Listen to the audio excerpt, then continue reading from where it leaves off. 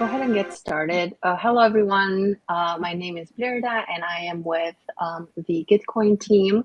Thank you so much for joining us today. Today will be just the office hours with LUKSO. We'll have questions, just answering your questions and talking about your projects. So just go ahead and have all of your questions in the Q&A section.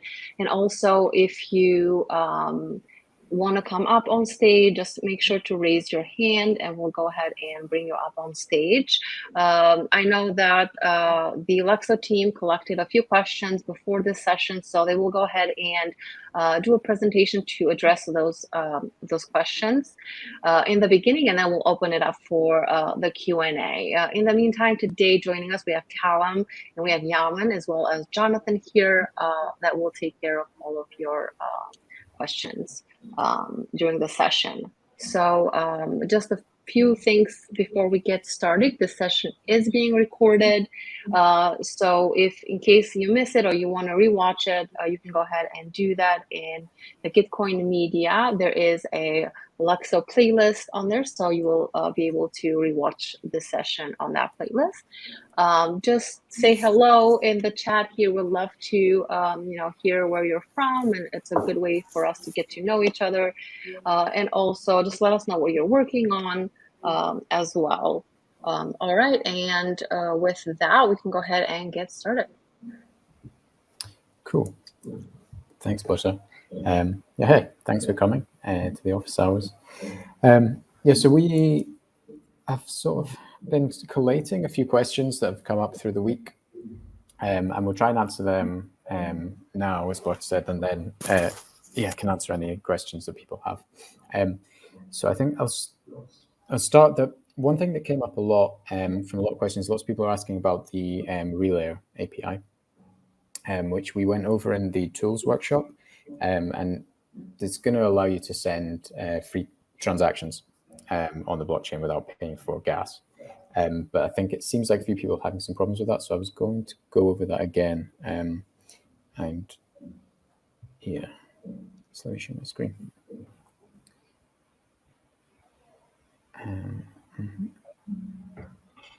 Can you let me know?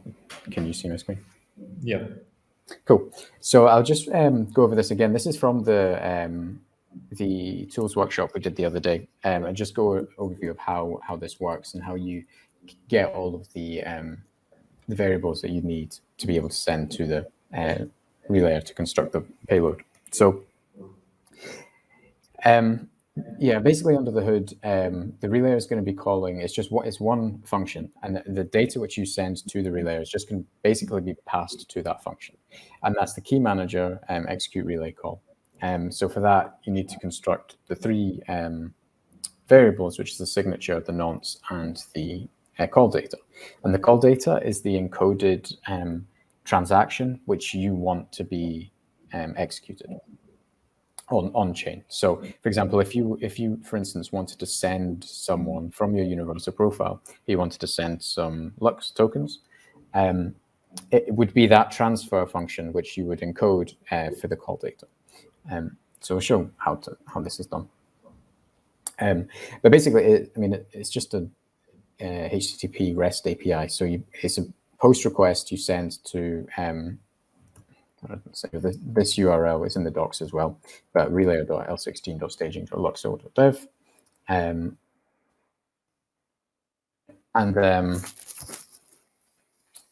So you want to construct, so what you want to send, you need your key manager address, and you can fetch the key manager address, and that's going to be the owner of your universal profile. There's a function on the universal profile which lets you easily fetch that, so you can call universal profile.owner, and that's just going to fetch the key manager address. So that should be easy enough to obtain. And inside this, the second parameter is the transaction, and that's going to be the transaction API discussed, and the signature, which is the signed transaction, and the nonce. And then, so this is two-step process when you're interacting with the relay. The first step is to construct your transaction parameters. Then you send them to the API. Then the relayer is then going to send that to the blockchain for you.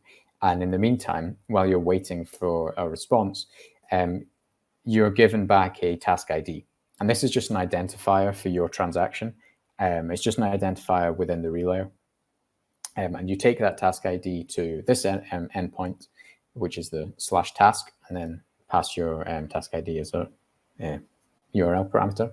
And that's going to give you the status of your transaction. So you'll be able to know like whether your transaction has been sent, whether it's complete, whether it's failed, or things like that. One thing to note is a transaction is marked as complete, even if it is reverted by the EVM. It shouldn't happen, like the first endpoint, when you this execute endpoint should tell you if it will revert, so it won't even try to send it to the blockchain. Just something to bear in mind. So basically, I think the trouble people are having with this, like using this, is constructing these three parameters, which is the ABI and the signature and the nonce. The key manager is fairly simple to get, so I mentioned it's these three. So I'll go through them one by one and show how that's done. So the nonce, there's a function on the key manager which is going to give you what you need. So it's just one function call to get this value. What it is the nonce. It's not the nonce of the controller key which you use to sign the transaction, but it's the nonce of the controlling an account in the key manager. So it's like this two different nonces that are possible, but it's not the signing. It is, sorry. So it's not the nonce on chain of how many transactions that key is sent, but it's how many transactions it's sent through the key manager. So it's specific to the key manager and to the universal profile. So you need to basically call this method get nonce on the key manager, pass the controller account address you want to use, and the channel ID you can leave as 0. You can read more about the multi-chain nonces, which is what the second parameter is used for, the channel, but it's probably beyond the scope of most applications, but it's there if you need it. You can read more. But basically, it's just call get nonce with your controller address. And the controller address needs to have sufficient permissions on the universal profile, because otherwise, when the transaction is executed, it's going to be that controller address which is executing the transaction. So if that controller address doesn't have sufficient permissions on the universal profile, the transaction will be reverted, and correctly, because you don't want someone else, just some random person, to come along and try and change your profile picture or whatever. And so the ABI, this is the actual transaction that's going to be executed on chain. So this might be set data, this might be transferring some tokens, it could be creating an NFT. It's like this could be anything. It's basically all we're doing here is packaging up some transaction which is going to be executed later. So you can think of it as like putting it in an envelope and sending it away, and then someone else executes it for you. But the way you do this, this example is in Web3, is you call this encode ABI method. And so instead of when you usually call the function, you would do .send at the end if you were using Web3. Here you just do encode ABI. So in this case, the transaction which I want to execute is a set data transaction. I might be, say, updating my profile picture or my metadata. So I'm calling set data. I've got my keys to set and the values that I want to set, and then I just encode that function call, and that's so now I've packaged up that transaction so it can be executed later. So that's the second parameter taken care of. So the first two are fairly straightforward. It's just one line of code each, and they're just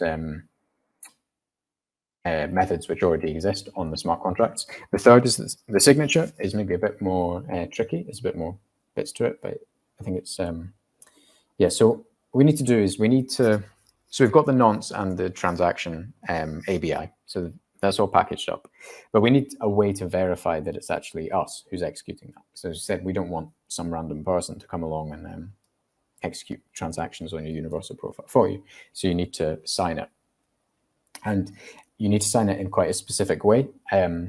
So the way we do that is again, we're using the controller account, which is going to execute it. And this controller account must have sufficient permission on the universal profile. Otherwise, again, it's not good. Nothing's going to happen.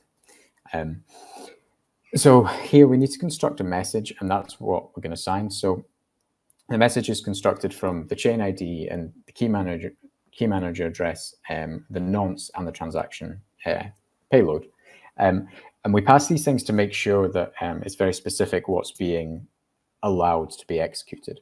For example, without the chain ID, if you didn't have that, in theory, it'd be possible for someone to sign one transaction expecting it to be executed on one chain, but actually someone executes it on a different chain for a different address that you might have your smart contract on. So that's not what we want. So we put these in to say, like, very specifically, I want this chain ID is where I want the transaction to be executed. For this key manager address, this is what the nonce should be, and this transaction payload. So you can get the chain ID programmatically, which is probably what you should do using the web3eth.getChainID. So this is going to be 2828 for L16. And the key manager address we discussed, and the nonce we got previously, and the payload again. There's this weird syntax, and with Web3 we can just put it in the object and specify the bytes in the payload. This is just like telling it how it should be encoded. So this gives us a message, which we've packaged up, and then we just need to sign that using the controller address, which gives us the signature, which we can pass into the request. So now we've got the payload, which again is the object, the key manager address, transaction with these three parameters, and send that to the relay. And that should be good. But there's a few things to bear in mind that could go wrong. And I think that's possibly what's happening, because, for instance, you could package this up correctly, but it's still revert. For instance, if you're trying to execute a transaction which isn't possible, like if you're trying to send a token which you don't own on your universal profile, then that transaction is going to revert. Or if you're trying to use a private key to sign a transaction to update some metadata, but that private key has no permissions on the universal profile, it's going to revert as well. So we just need to verify that all of these things are correct. And I'll do a quick demo as well of the ERC75 inspect, which is a simple web app we can use to get the details.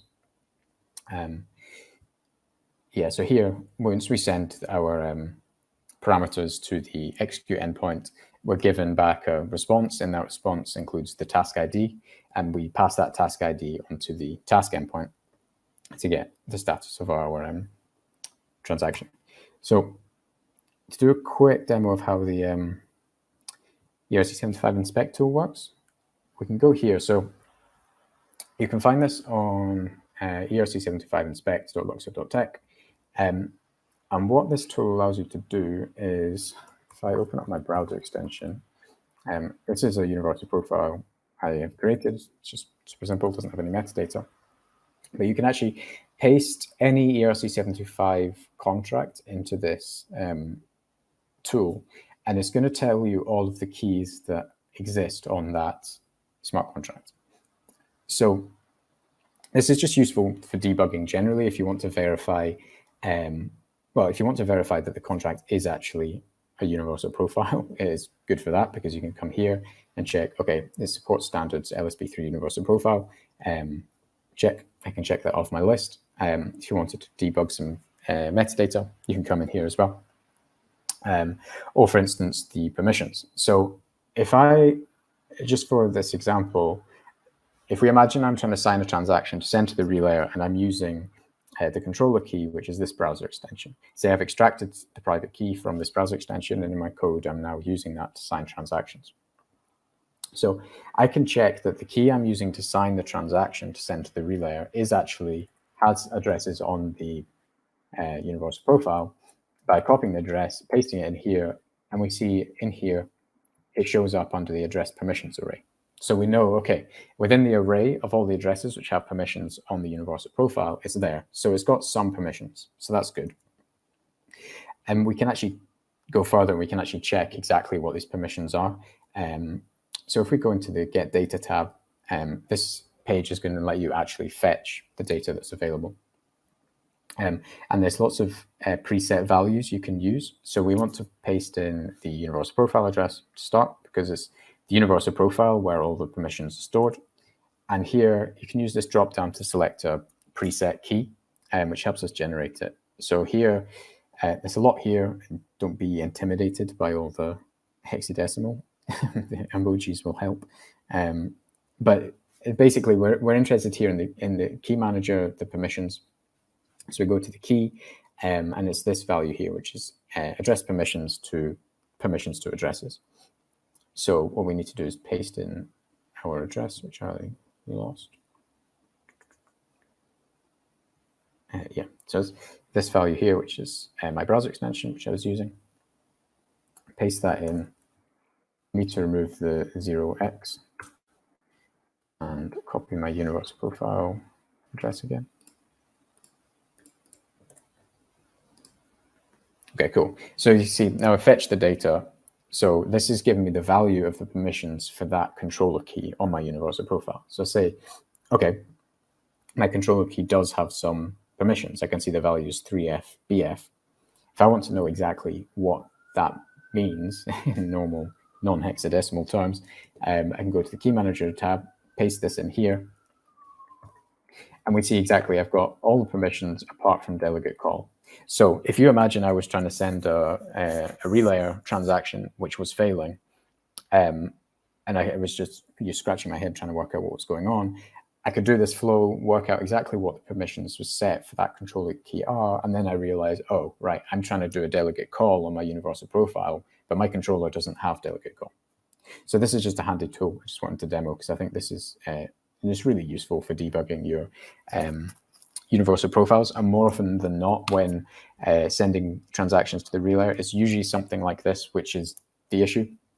From my experience, it's usually not the code itself, how to generate the parameters to send to the relayer, but it's usually issues like the wrong addresses or the address you're trying to interact with isn't even a universal profile, or things of that nature. So, yeah. I hope that was helpful. Yeah, sure. Great detailed explanation. Do you want to, is there any question that you want to answer, or is this everything related to the relayer? That was mostly it for the relayer. One point as well is to use L16. There's a relayer on L14 and L16, but use the L16 one. I've noticed some weird, like sometimes weird things happening when using like contracts in the L14 one for different reasons, but just the L16 network is like, that's the test network which we're on now. So just use that one. Check the version of your contracts when using it, things like that. Cool. I guess since we're still in the relayer context, there is a question concerning LSP6 and the relayer and the question tab, if you want to answer this. Just create LSP6. It's on the screen. No, so you need to create. Oh yeah. So you need LSP6 to use the relayer. So the relayer, the way it works is it's using this execute relay call under the hood. That's the most important bit, is this function on the key manager contract, which is execute relay call. And without that, like nothing's going to work because it's that which is actually executing it on your behalf. So you need to have a key manager set up. But like any universal profile which you deploy through, say, LSP Factory or the browser extension itself, like it already has a key manager set up. So in most cases, unless you're manually going through the process of setting up your universal profile, it should be fine to execute for your universal profile because it's already got a key manager there. Cool. One thing, one thing I've not tested actually, but would be cool is probably won't work. But if you had a key manager set up on a contract which wasn't a universal profile, you should test that, because in theory it should work exactly the same. But I'm not convinced if it will. No. Exactly. The key manager can be used with not just a universal profile. So I guess any ERC 725 contract implementing the ERC 725Y storage will work, because the key manager will read the permission from the ERC 725Y storage. So that's why it can work with also NFTs, since they use the ERC 725Y. But the execute part absolutely won't work, because the NFT don't support ERC 725X. Yeah, I guess that's it for this. I have a question that we have some questions that we collected from the hackathon discussion channel. So I'm gonna start with the first one. So there's a question. It's the following: why does generating a universal profile take so long?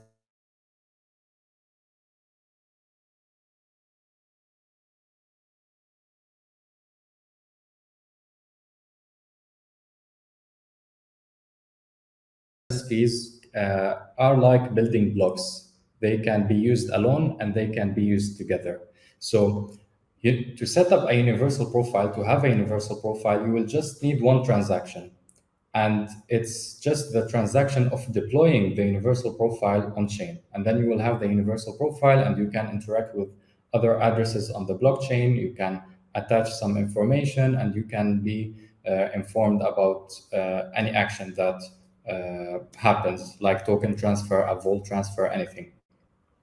But if you want to have another feature, which is the feature of being able to react on these action that happens, you need another standard, which is the LSP1 Universal Receiver Delegate. So now you will need a combination between the universal profile and the LSP1 Universal Receiver Delegate. If your universal profile is already deployed, the universal profile is working alone, you will have a universal receiver delegate. You can customize any logic inside this contract, and you can deploy it. After deploying this contract, you will take the address of this contract deployed, and you will set it inside the universal profile. In this way, we made two transactions. The first transaction is for deploying the universal receiver delegate. The second transaction is for setting this address inside our storage. In this way, we now have a feature, which is whenever the universal receiver function is called, this call will be automatically forwarded to the universal receiver delegate. So any logic inside the universal receiver delegate will be run there. So it's not a feature just from the universal profile. A universal profile can fully function without a universal receiver delegate, but we decided to have this combination. And it's the same for LSP6 key manager. You could have a universal profile working alone. You could have a universal profile with a combination of a universal receiver delegate, and you could have also a combination between these two components and an LSP6 key manager. You could have a key manager owning the universal profile.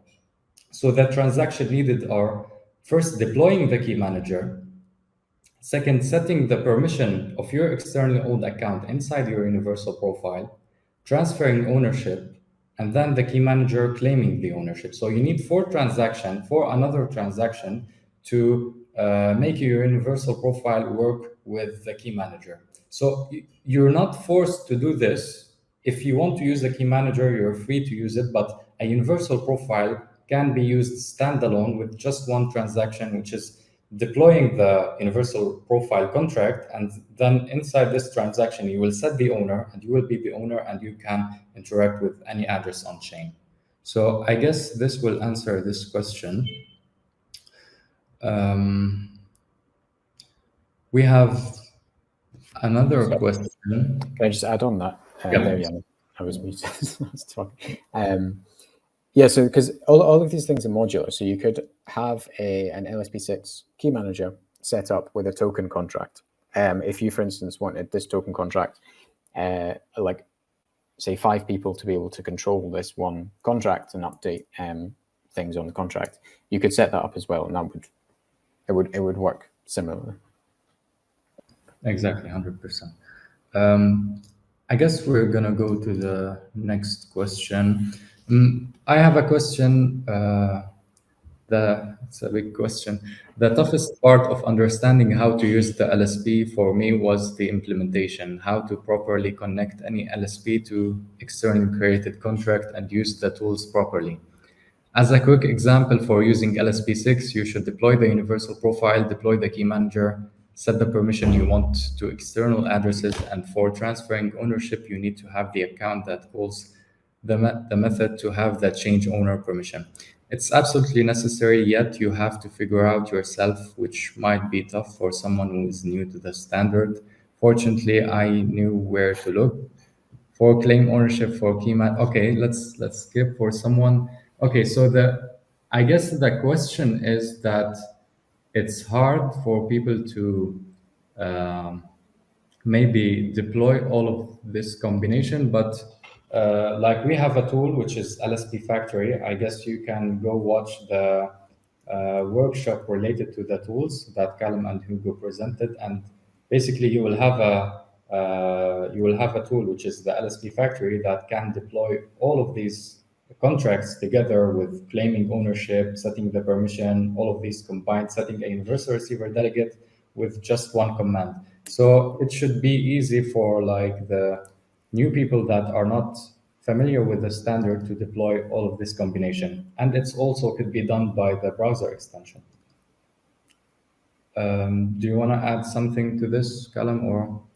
No, I mean, just, yeah, so the LSP Factory will deploy for you universal profiles and token and NFT contracts, which is LSP7 and LSP8. Anything that's all it does at the moment. It's just those three things. But I think for most people that's okay. We will have more things coming in the future, so you'll be able to deploy your votes from there, or any other standards that come up.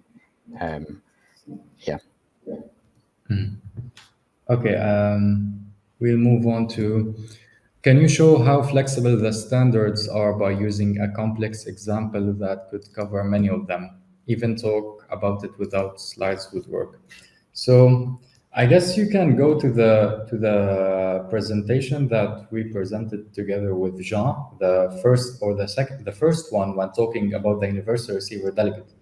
So when we were talking about the universal receiver delegate, we listed many scenarios that you could do with your universal receiver delegate, and it's not like built by us. It could be built by anyone. So one example that come to my mind with a combination of lots of standard is a combination between the universal profile, the token standard, the LSP6, and the LSP1. So you could have some scenario where your friend can send you a token. So once your friend calls the transfer function on the token contract, this token contract will trigger some hooks. These hooks will inform your universal receiver function on the profile. Once this function is informed, it can forward the call to the universal receiver delegate. It's a contract that you can customize and deploy with whatever logic you want.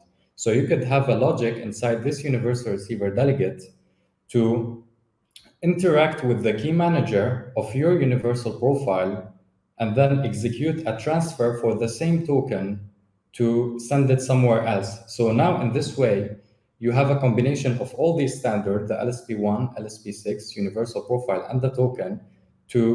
Once you receive a token, you can automatically reroute this token to another address. So if I have a vault and I don't want to hold tokens on my universal profile, I can automatically, once I receive this token to my universal profile, I could have a universal receiver delegate that automatically reroute this token to another place. It could be a vault, it could be an externally owned account, or even another universal profile. So this really is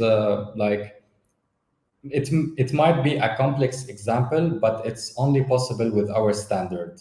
Because with the old standard, ERC20, ERC721, ERC1155, you don't have these features. You don't have feature of informing. Also, you don't have smart contract-based account. You don't have a permission layer on top, which is the LSP6 key manager. So that's why our standards are flexible. It can get complex sometimes, but you can achieve more than what you can do with the old standards.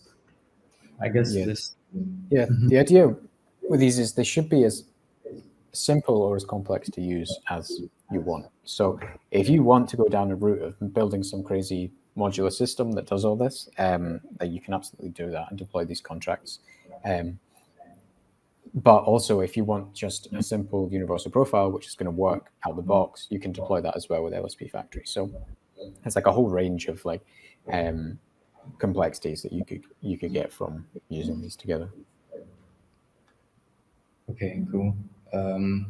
We have a question here on Aramedes. It's what happened to LSP 11. So we're getting lots of questions regarding LSP 11. So just so you know, this standard is still being worked on. So constantly we are changing this standard. We specifically linked in the, I guess, the Gitcoin page that we linked a pull request, not the actual standard. It's not still merged to our LIP repository. So that's why it's constantly being changed. We are still working on it, but the idea was to like have a social recovery that interact with the key manager. So I know we have a section in the in our hackathon that you can build around social recovery, but that does not mean that you should use definitely our implementation of LSP 11. You could build a social recovery that is custom. You can extend from our implementation, or you can build a new social recovery. But the important thing is that it should be working with LSP6 and the universal profile. So we're still figuring out how we want to do the LSP 11 in a flexible way. We have some specific requirements to finalize this LSP 11. We're still searching how we're doing it. So you can use our implementation. Currently, the implementation is fully working. It might need to be changed, but if you're comfortable using the implementation that is currently in the pull request, you can do it. If not, you can create your own LSP 11, your own social recovery contract, but absolutely it should be working with LSP 6 and the universal profile. Just this, it's on a pull request on the LSP smart contracts repository, right? Yeah, there's a pull request on the LSP smart contract regarding the implementation, and also a pull request on the LIP regarding the specs of the standard. I guess we have another question, which is, I know we are wondering a little more about how the Vault standard work. Trying to incorporate vaults into our project is our biggest hang-up right now. So also for the Vault, we expect to have guides for the Vault, like maybe by next Wednesday, you should see them on the docs. But the general idea of the Vault is that they have different use cases. Simply, they are like wallets. You can execute, you can interact with any address through the vaults. You can attach information, and also you can be notified about some actions. So this vault can hold assets. Since it can execute, it can retransfer them, it can burn them, anything that you want with this vault. So we see the use cases of the vault, like it could have different use cases. The first one I already sent in the dev channel on LUKSO's Discord server is that first we could have a use case of the vault where instead of having brand issuing or selling one NFT, they could sell a vault that contains several NFTs. So they could transfer these tokens to the vault, some different tokens, not like they could assemble them inside this vault and then sell this whole vault. Another use case is when it's used with a combination of the LSP6. So with the LSP6, we know there is a feature. If you allow someone through your key manager to execute through your profile, you will grant him a specific permission. So let's say you grant him the permission to execute now he can interact with anything through your universal profile. And it's not something that you usually want to do. Maybe you want to make a specific dApp.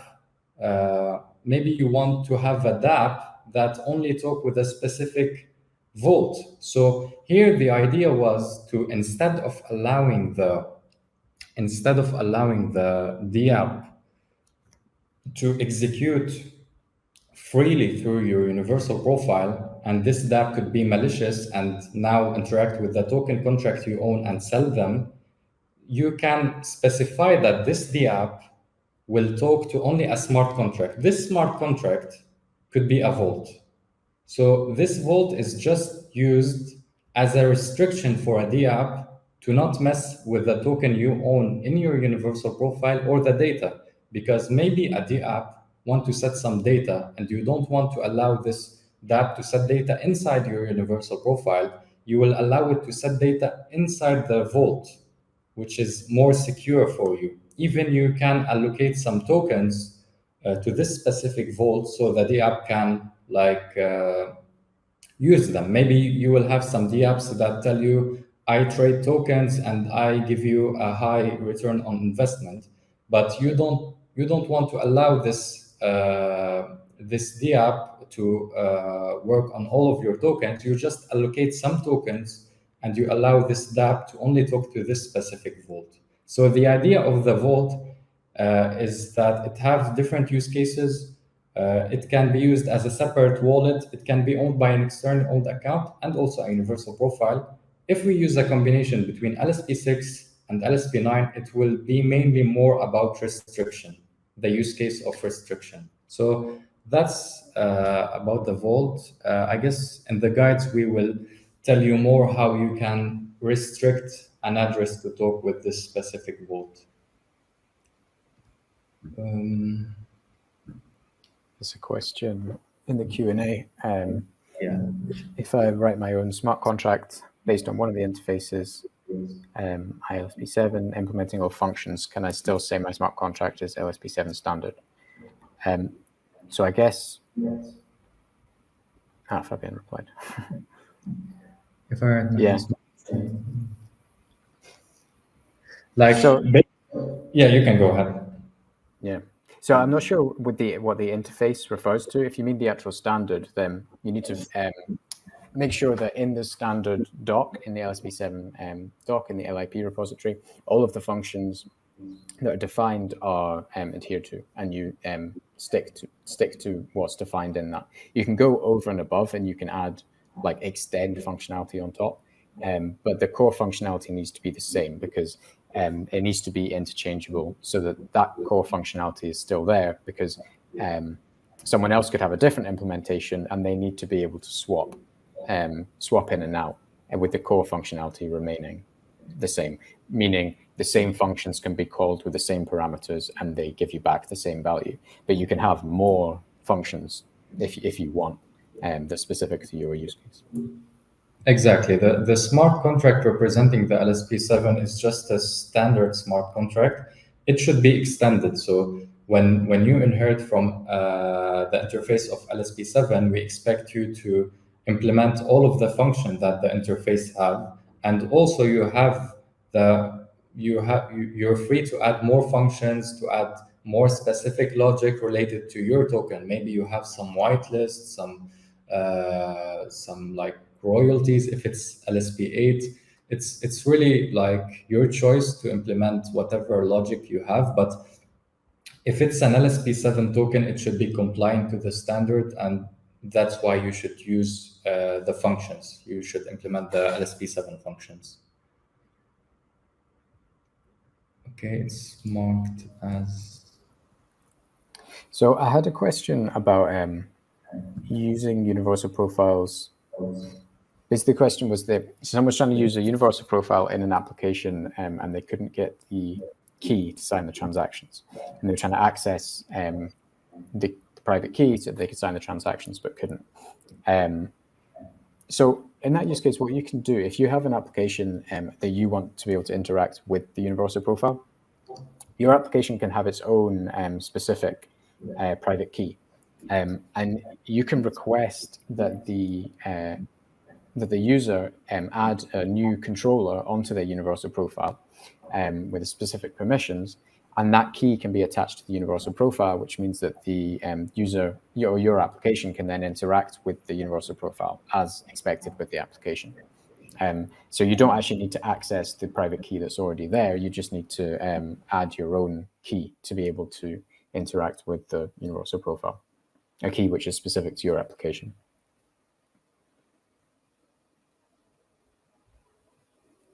Yeah, I'm just going.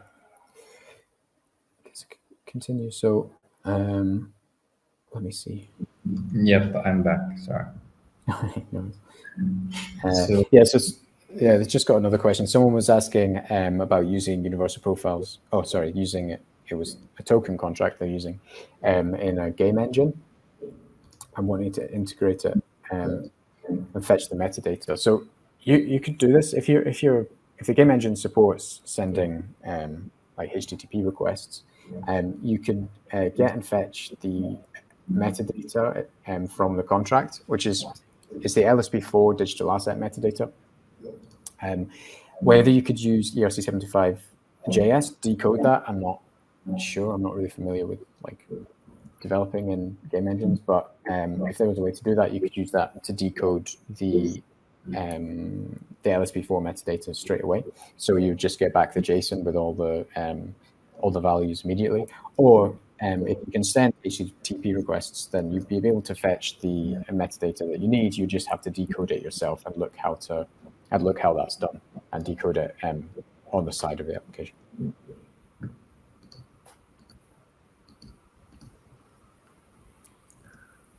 Okay, I'm trying to go through the question. I don't think there is more question related to the LSP. I have, I guess we have Fabian in the chat. Yeah, there was another question which came up a few times, which is about when signing, signing messages from the browser extension. And there was some confusion because when you sign messages, the address which you're going to get back is not the address of the universal profile. And that's because the universal profile is a smart contract. So the universal profile itself can't like sign anything. You have to go via your controller address, and that's what you use to sign a message to verify that you are who you say you are, because then you verify that controller address which is signed has the correct permission to execute on that universal profile. So that's why those are different. I guess there's another step in there, and I guess this is one way in which developing with the browser extension is slightly different from MetaMask. I guess there is some question that Fabian can answer on. If you see in the question side, since we cannot, this one. Since we cannot import universal profile into the browser extension at the moment, for the judging phase, should we focus on UX implementing something similar to the So actually, we're currently working on that universal profile import functionality, which not sure if we get this ready within the next week or so. It really depends on actually what exactly you're trying to do. Is this about the transaction? Is this about what would be the use case for that?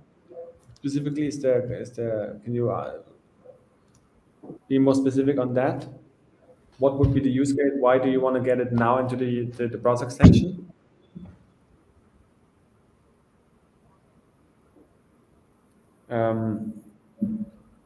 Linking the account with the email and all of these things would be probably a bit too. So I think it's because you're creating a profile in your app, and then you want to allow it to be exported into the extension. First off, probably it's more ideal to say for the current hackathon and this process specifically, that you actually just say, hey, go there, install the extension, create your profile, and then log into the app, right? Not going from the app, making the profile, but the other way around, making it the extension and then log into the app. That would be the easier way of doing things. We are working on a UP _import function that would allow you to like also get a UP from an app into the extension. But yeah, depending on exactly what you're building, I guess the better way is start from the extension, having the UP first. I hope that answers the question. Okay, I have another question here. I will post it in the. Okay, so it's, can a hackathon project launch a public beta to test features and the server, or is it supposed to go live after the end of the hackathon?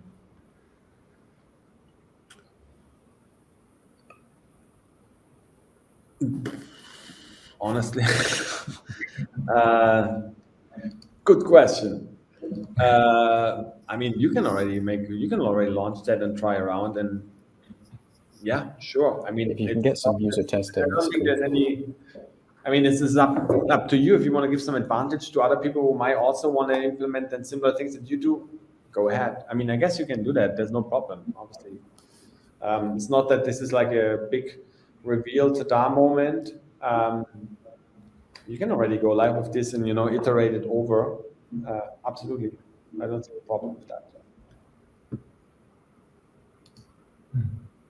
Did Yamin, you asked this question because it was your symbol. So I guess we can see the other question on our internal channel. But maybe you can clarify more about the LSP11. I just said that currently it's still in draft, the LSP11, but if people want to build another custom social recovery that works with LSP6 and universal profile, it's fine.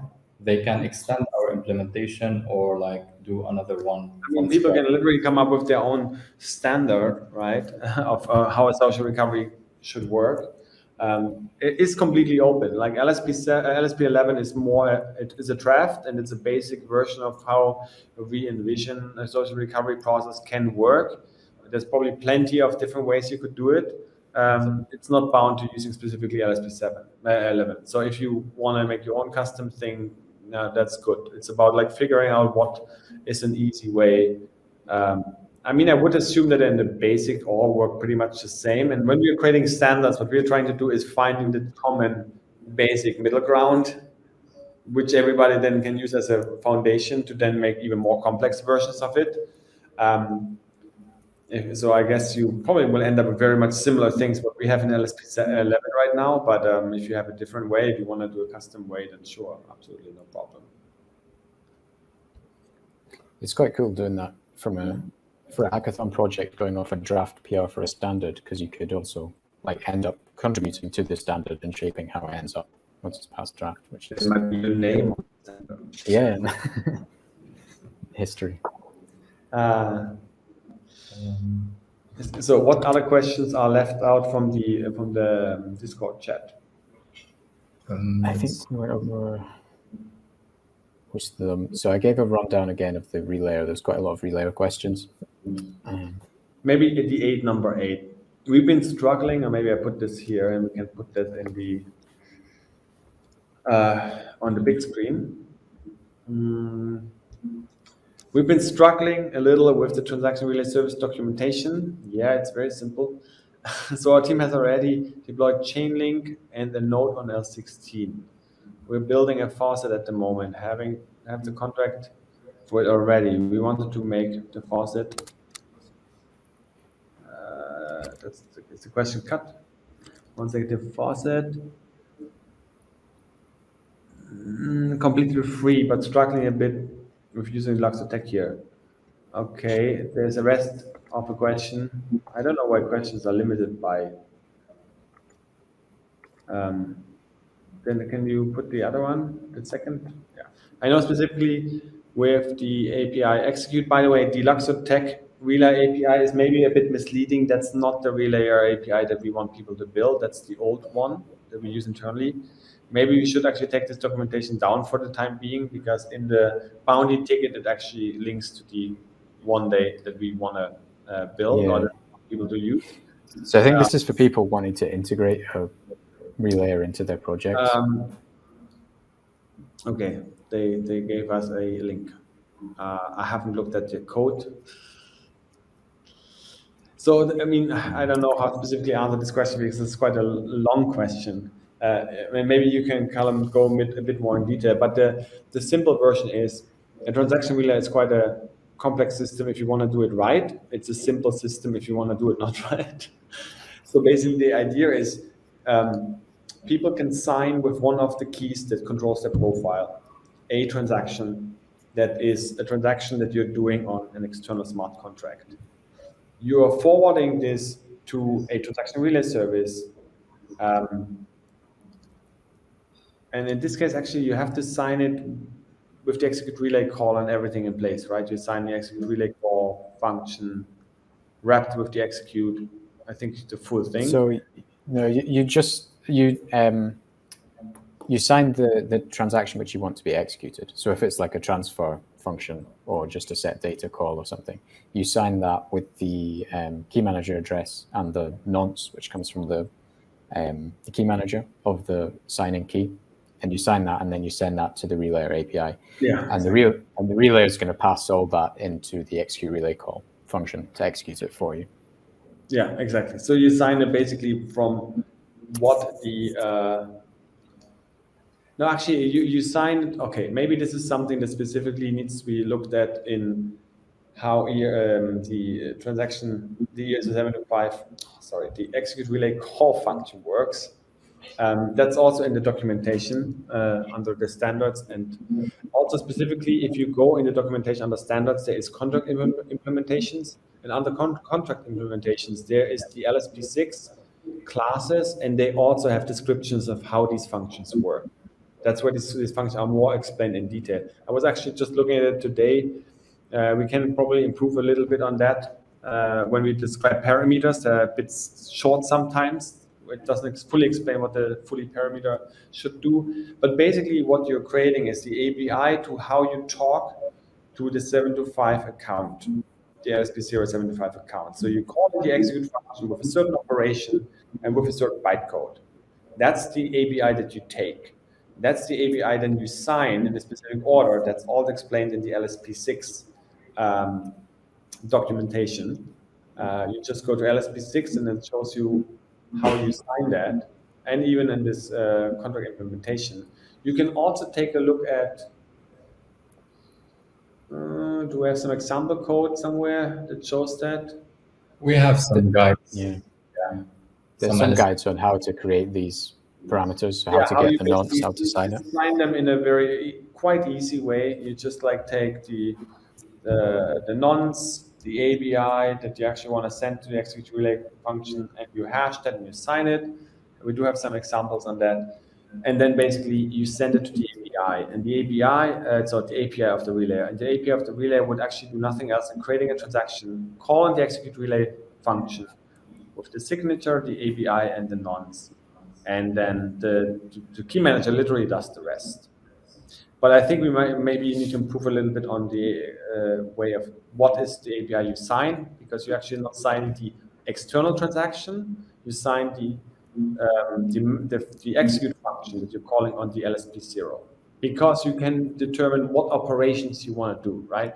Do you want to make a call operation? You want to make a static call operation? Do you want to make a deploy operation? Do you want to make a create to operation? You can do many kind of different operations on your account, and that's why what you have to start with is the execute on the LSP0. I hope this kind of answers it. But if you go in our docs on the LSP6 and also look at the guides, there is everything kind of described there of how these transactions are constructed and how you sign them and so on. Yeah.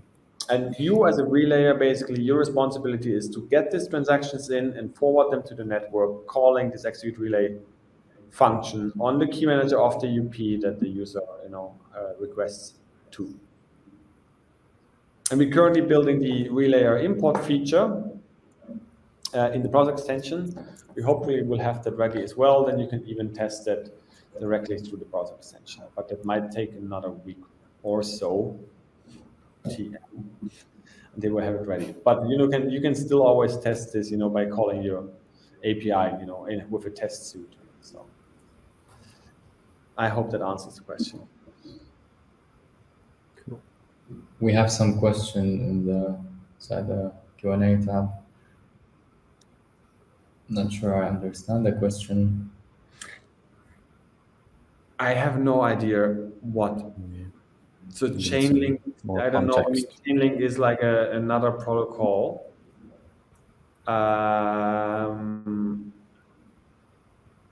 You don't need to create the LSP6 first. So basically, if you use LSP Factory, right, and you deploy a profile, it literally, or if you deploy a profile through the browser extension, you literally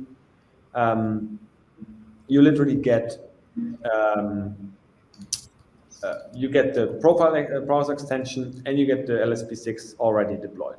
So all you need to do is just call the function on the execute relay function on the LSP6, having the thing encoded in the right way before, which you can look in the up in the guides.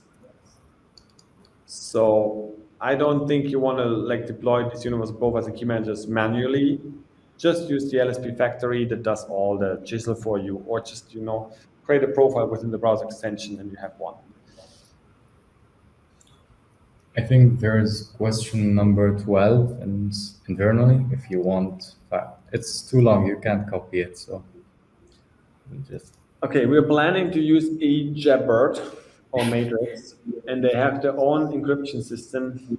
Okay. Yeah. So the thing is,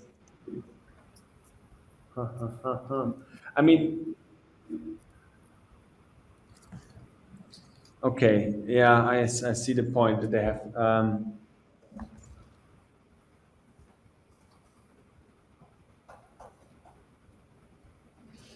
Okay, it's a long question. It's a good question. We might be able to send a private message outside of eJabberd or Matrix using the encrypt-decrypt as a separate trusted message, but you're not able to gain access to that way. Use private public key encryption using Web3. Maybe that's possible with LSP6. So how to integrate encryption decryption of Matrix eJabberd within the LUKSO stack? Normally eJabberd Matrix manage the keys, not externally. So the key manager, and maybe that's also confusing, the key manager is just a logic contract that reads from your universal profile what addresses are allowed to do what, and then just makes sure that when you make a transaction to the blockchain, that it either let it pass to your profile and then your profile acts, or it doesn't. If you want to have, let's say Matrix needs some extra keys to generate, that then in the Matrix protocol do some encryption decryption.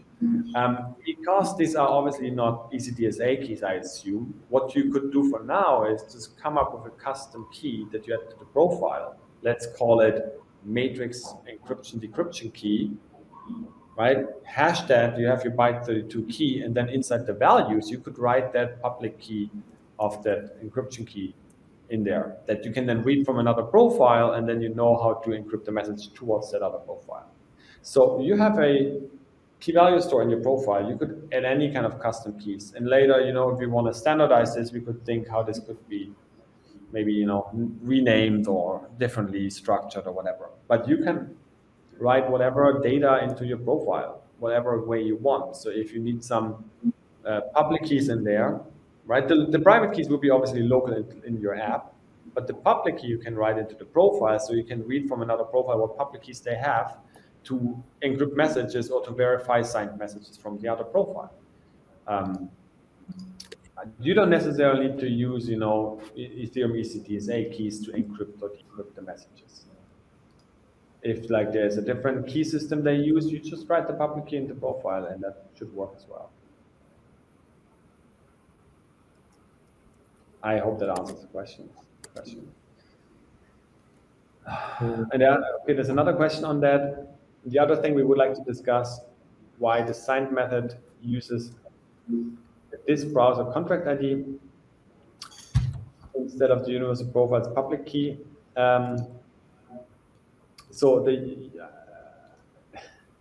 Okay, I think it's the other way around. This browser extension controller is the private key or the public key sitting in that extension.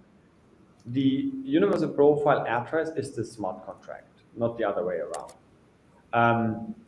So when you would sign, if you would sign or encrypt with ECDSA keys, right, with some controller keys, you would sign them with the keys. They would sit in your application, very likely. They would probably not sit in the browser extension. If it's just a chat application, right, this key doesn't have control over money. This key only has control over, like, signing and encrypting messages. The reason why you could add, if you would encrypt and sign messages in your extension, in your browser app, in your D app directly, you don't need to ask the browser extension for anything, right? Because you have the key somewhere in local storage. Why would you add this to the profile? For example, with the permission to sign, only that another entity can know what is the decryption keys you're using and what is the sign keys that you're using. It's purely informational. These keys do not need to exist in the extension. They don't need to be moved into the extension. They can literally sit in your D app locally. The extension it doesn't need to be involved in that kind of chat process, because you obviously don't want to write a message and then the extension pops up and click confirm and then you write the next message, because that would be a very slow chat application. So key.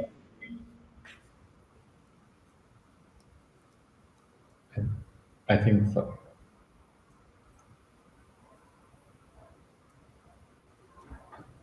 Connection's gone. Yeah. Yeah, maybe it's gone. But yeah, I think the idea is that you can have multiple keys set in your universal profile. So within your chat application, you can add a separate key to sign the transactions for you, to sign your messages in your chat app.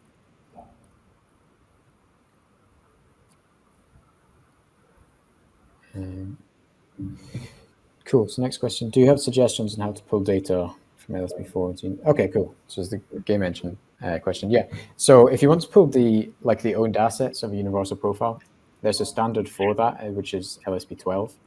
And so this is LSP12. It's called LSP12 received assets, but all of the assets, it's a standard for seeing which assets a universal profile owns. So you get all of the tokens which you've got a balance of, or any NFTs which you own. So you can actually fetch the data from this key, and it will give you all of the address, an array of all the addresses of the contracts which you own. So you can then use those addresses to get all of the owned assets you have, and then you can fetch the LSP4 metadata, which is the digital asset metadata standard. And if you wanted to put that in a game engine, I believe part of LSP4, the standard includes assets. So you could have OBJ files or whatever inside your assets and pull them in into your game. So that would be the way to do that. You'd go from you've got the universal profile address, get LSP12, LSP5, which you could. It's for the owned assets. Sorry, did I get that? Yeah. Just to clarify, assets. Yeah, my bad. The LSP5 received asset is the standard where you can retrieve the owned assets, assets you owned. LSP12 is for verifying the authenticity of this asset. But like Adam said, you will pull the addresses of the tokens you own from this LSP5 asset key. Now you know the address of this specific asset. Now you can access the LSP4 keys inside these assets and know if they contain a 3D representation of these assets. You can fetch it and do whatever you want with it.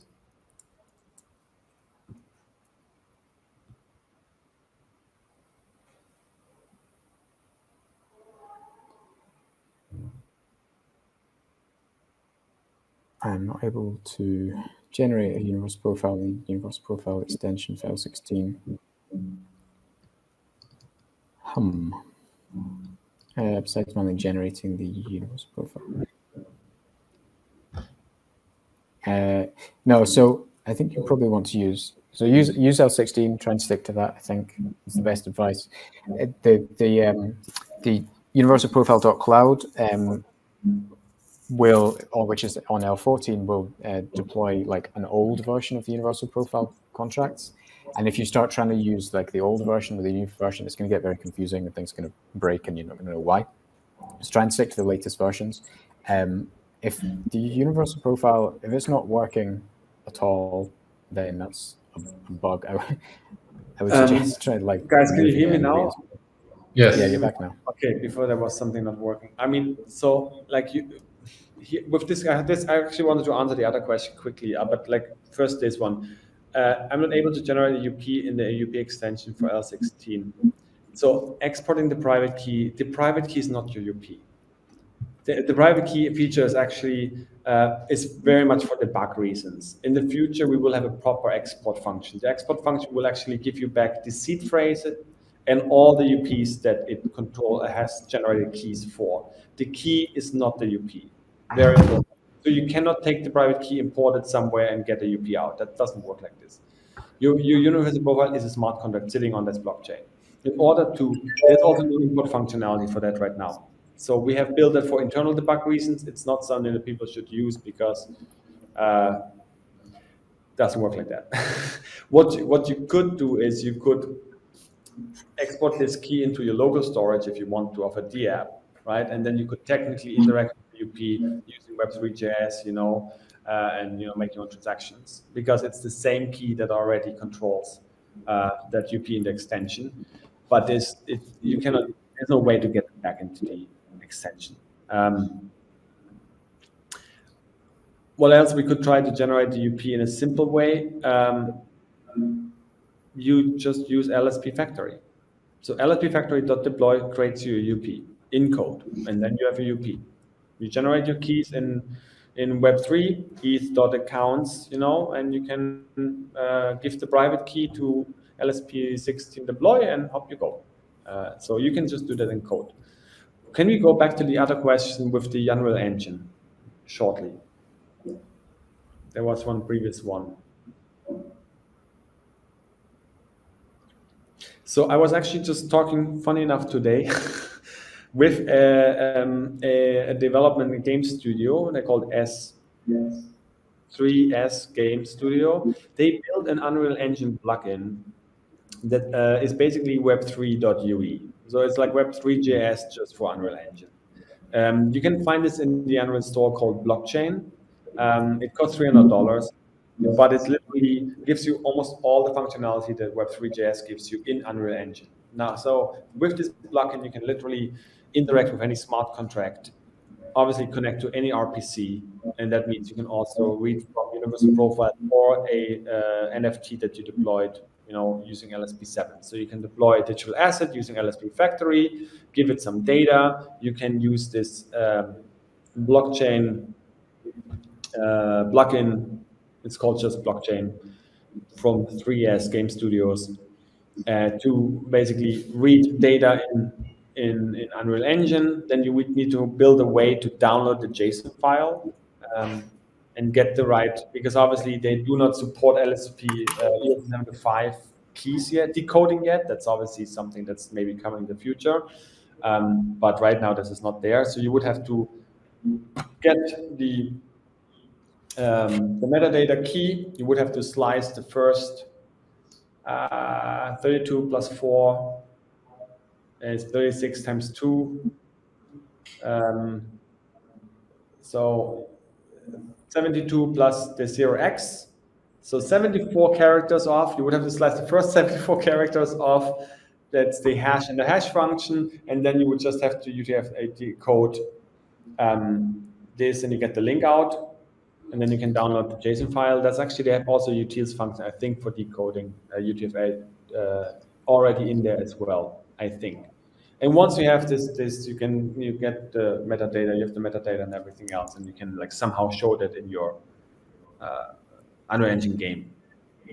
So using that, it's obviously a more low-level plugin, but that gives you Web3 functionality in Unreal Engine. So I think that's the right way of going about it.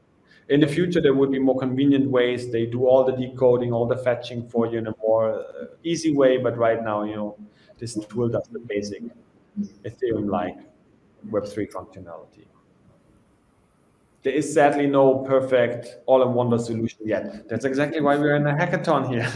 Yeah, So you can actually build that.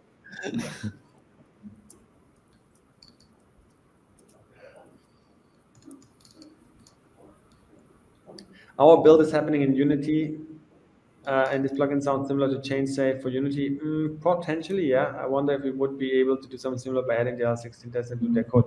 I guess so. I mean, if ChainSafe has somehow an EVM-like tool, or like a Web3-like tool, then obviously they have for sure a way to just connect any RPC server. Then you could potentially just, talk to that.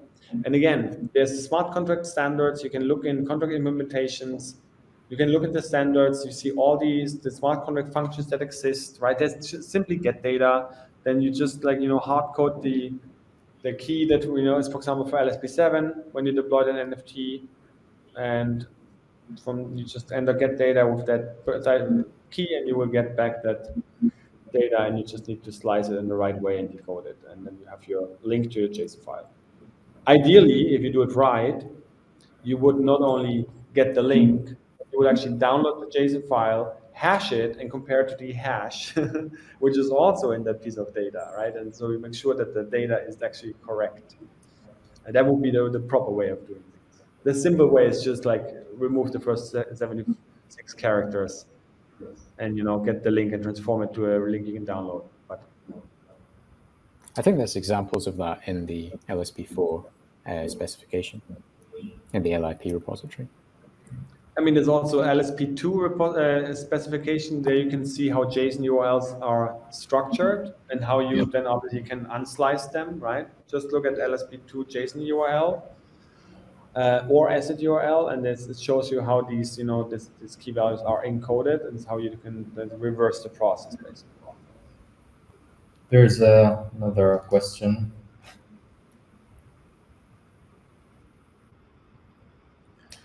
Not yet. Are there any standard proposals or discussions regarding the renting and lending guarantees? I mean, not. There's obviously some ERCs, I think, thinking about lending or renting. Yes. We have not started in that direction because it is. I mean, first off, it's a good ERC, right? That could be used. That's a bit too far off. We are still working on the basics, and that's already layer 3 in the standards layers, I would say. We are at layer 2 right now, kind of. So.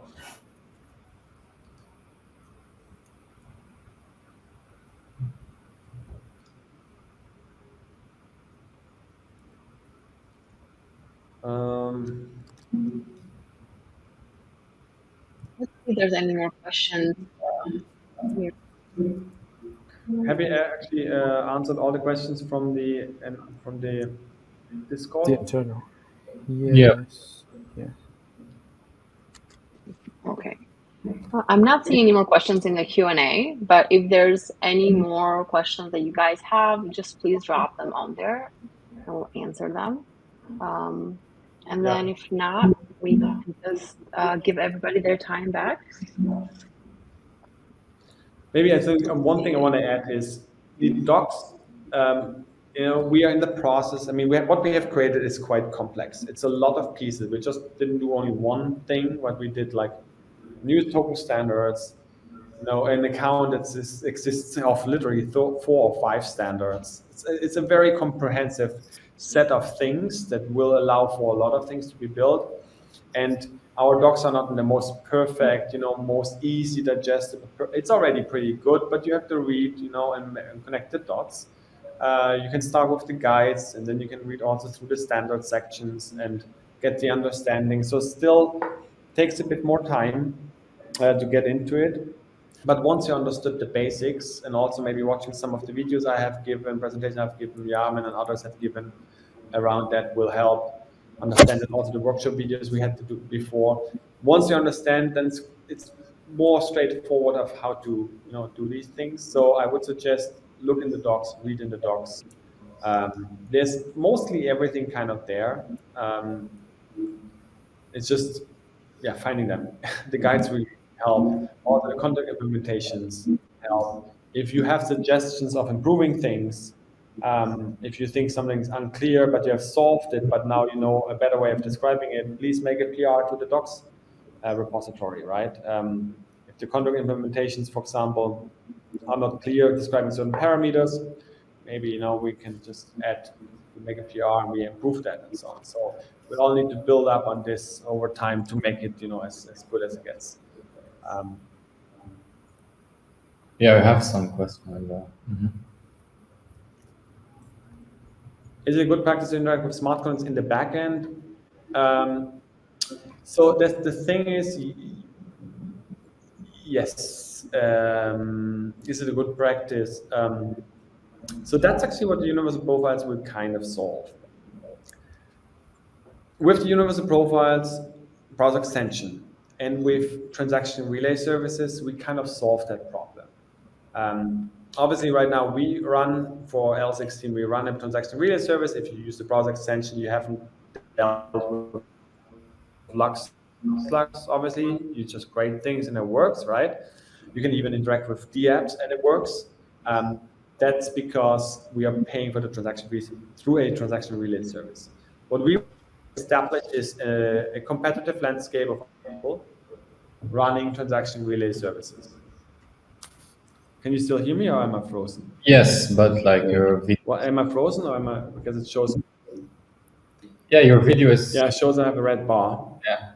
We can hear you. Okay, can you still hear me at least? Yes. Yeah. Okay, good. So basically, the transaction relay service, we want to have a competitive landscape of transaction relay services, which then basically people can just add one of these transaction relay services to their browser extension, and they just pay them maybe some subscription fees, and then they interact with LUKSO and then future other networks as well. That's the idea of how you hide the cost. How do you get new users?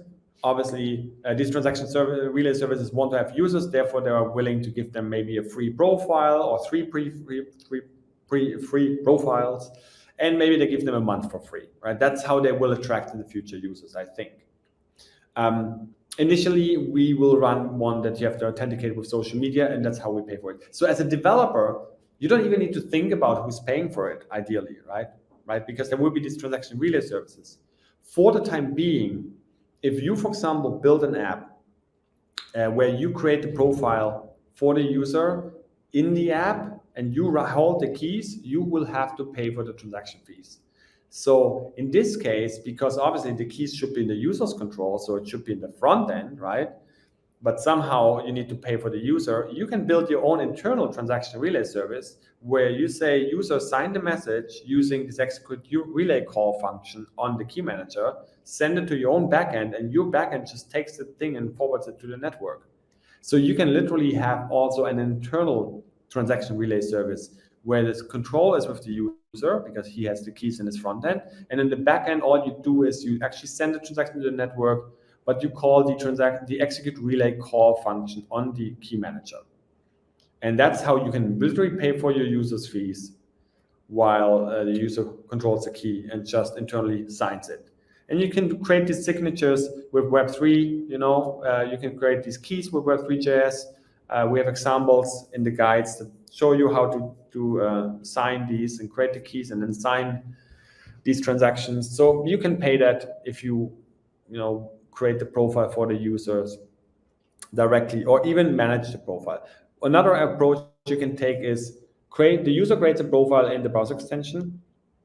You generate a key in your app. You make a transaction that asks to add the key as a key that has some allowance. So you need to make set data with these permission keys. So check out LSP6. It shows what kind of permission keys you want to set. I think we even have a guide for that, how to add permissions, if I'm correct. Yes. And how to add followers, yeah. And once you have added your key that you have the local storage, to control the UP, then you can literally do the same process and act through the user's UP, right? Using your own transaction relay service in the background, for example. Or even more simple, just, make Web3 send transaction, ask the extension to pop up to confirm the transaction. That's the other way. So there's many ways of how you can do that. But in the future, I think people don't want to have hundreds of profiles, right? That's exactly how we are living right now. Every website creates a new account. In this new world, the user maybe have 5, and he will reuse them across different services. So that's why using the browser extension is as easy as using MetaMask. You just make ETH request accounts, you ask the browser extension to, confirm an account, and then from there on, the user interacts through the browser extension. And you don't even have to bother about fees as a developer, right? Everything just works magically because there will be these transaction relay services that will fund people. I hope that explained it a little bit.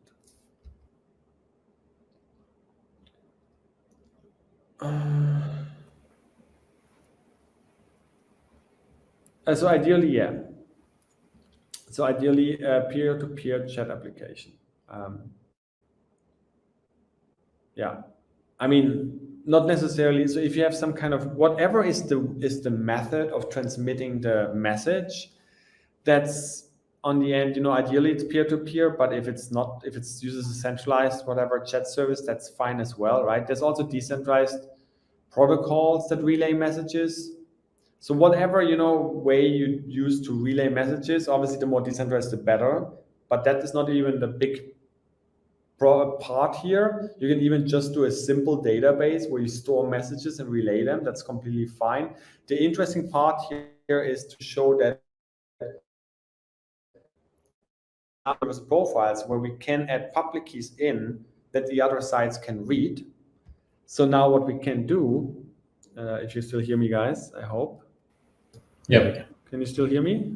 Yes. Okay, good. Because I'm getting the red bar here. If you basically, the important thing to show is if I have a universal profile, right, I can literally now encrypt and sign messages, encrypt towards another profile's, encryption key, any key that he has in there, right? I could technically say, I can encrypt this message, he can decrypt it, and I can sign my messages with one of the keys I have. And it just shows that universal profiles are a better account system for a chat app because you literally have signed and encrypted messages. And even if I would change these keys or swap these keys, I always know, hey, this is the universal profile address. If he added new keys, I know even how to talk to him and encrypt it in a new way, right? So it doesn't matter necessarily on which protocol they are. The more decentralized, the better, but it comes with challenges, as we have seen with the other questions before, because some of these protocols have their own encryption layer, and then you need to think how you add this information to the profile. You have a key value store, so you can add anything there.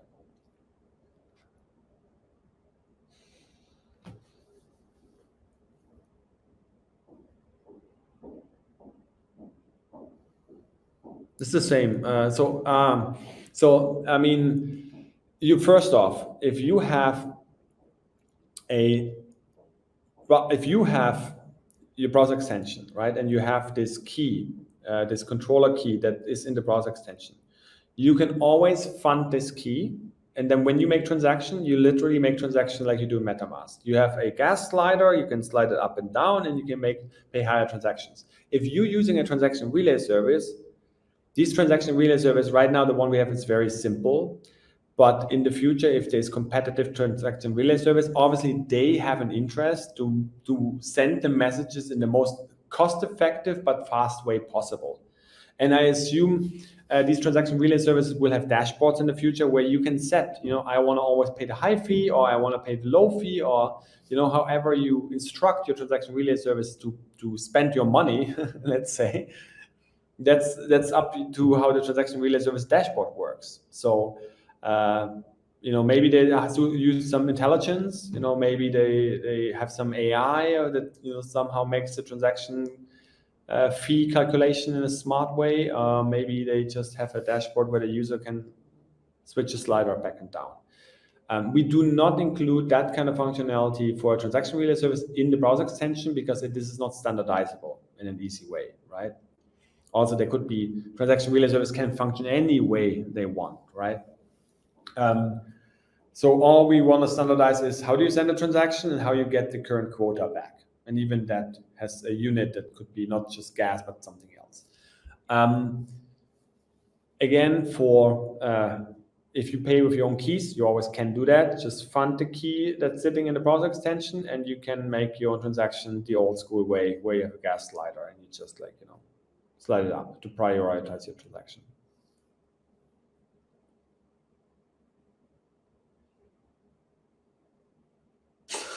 I don't know. I mean, how we solve this issue, I don't even know how they.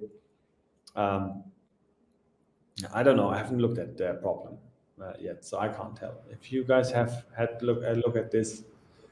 Yeah, it's not smart contract related, so yeah. It's a consensus issue or some kind of more low-level way. I don't have to understand it like that. I think just from what I've seen on Twitter, it was like package dependency vulnerability somehow. I mean, for example, in Ethereum LUKSO, there's many different clients. I don't think Solana has a lot of different type of clients. So if one client has an issue, the whole network has the issue. The good thing, Ethereum has many different clients, and we are using the Ethereum code base as well. So it means Lighthouse, Prism, Geth, in the future probably Open Ethereum again, maybe, will work, and if one of those has an issue, that not every user has the issue. So it's more, probably an issue of the clients that they run to run the network. So I think this is not an issue in a LUKSO type or Ethereum type network.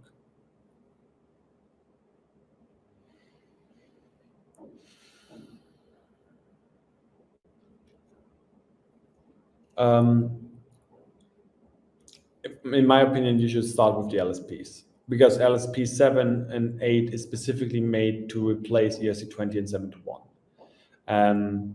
And they can be obviously made compatible. I mean, going forward, I don't think once people use universal profiles and they interact with these new LSP standards, they will realize how much more flexible they are on the metadata side.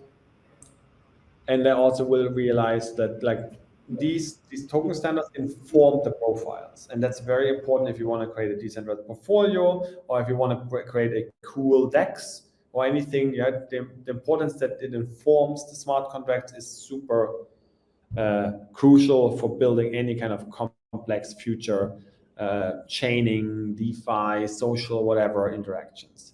So I would go with the LSPs. Yeah, you can deploy the extensions that are ERC20 and 721 compatible. If you want to have somehow backwards compatibility, personally, I would focus on using them in a new way. Because if people deploy ERC20s on LUKSO, they can. If they want to use MetaMask on LUKSO, they can. I think that's just wrong, but people can do whatever they want. So I think these new standards do it the better way, if that helps. In terms of judging criteria, changing between these standards is not a massive change, right? So if this supports 721 but also LSP8, that's totally fine, I guess.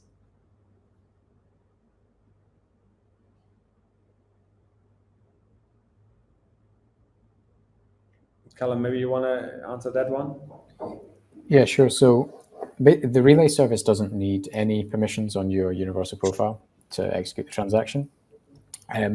But you need to make sure that the key which you use to sign the transaction has the relevant permission. So if you're trying to transfer some tokens, you need to make sure that you've got the transfer value permission on your controller key and sign the transaction. But the relayer just receives the signature and the transaction data and can then just execute it. So it doesn't matter who receives it. They don't need any permission to be able to execute it for you. And they can't do anything else other than what you've already signed and decided you want to do. So I think this is the beauty of this transaction relay service and this function called execute relay call in the LSP6. Anyone can make the transaction. The execute relay call function will determine based on the signature if you will allow it or not. So the signature of the key. like of the user, that message he sent to the transaction relay service. The transaction relay service keys, whichever keys they use, doesn't matter. A good transaction relay service will have internally thousands of keys that he load balances all the transactions he gets in between them. Whichever key there sends a transaction is completely irrelevant for the key manager.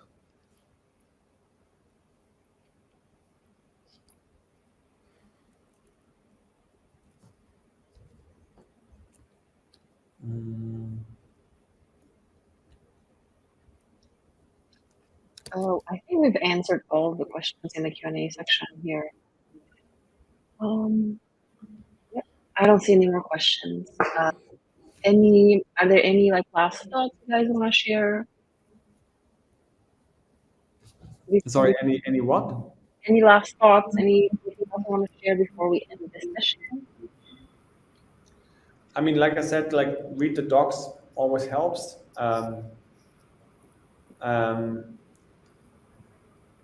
I mean, I think there's even the drone ship from SpaceX called Read the Instructions. If you have suggestions of improving like documentation, if you find like that a certain process document that doesn't really work, there's the documentation channel in our Discord. Please post your response there, maybe add reference, the UP team or, another team, and that will help us improve this. Or make a PR on the docs page as well, and we will add that if it creates value and improve things. Okay, another question just came in, so here I'll show it on stage here. For a lot of aspects of submissions.